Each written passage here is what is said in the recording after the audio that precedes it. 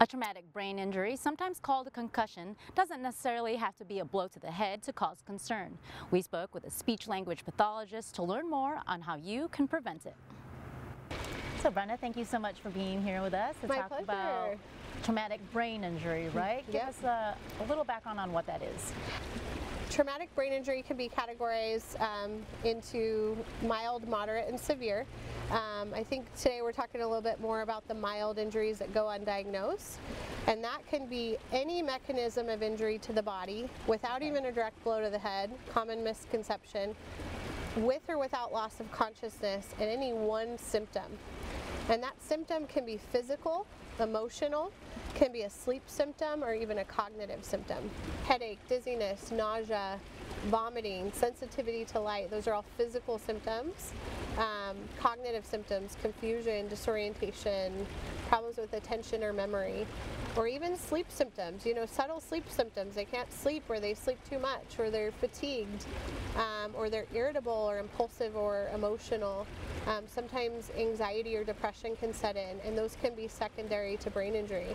How can we get people more educated on those symptoms, and do they just rush to the emergency room right away, or what's the first step?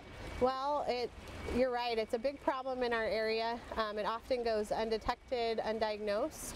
I think just more awareness on the levels of coaches and educators, parents, even medical professionals, in just knowing and identifying that children or even adults that are involved in any type of high-risk behavior, at-risk behaviors that hit their head, just knowing that the risk is there and be prepared to identify it, and then be proactive about managing it.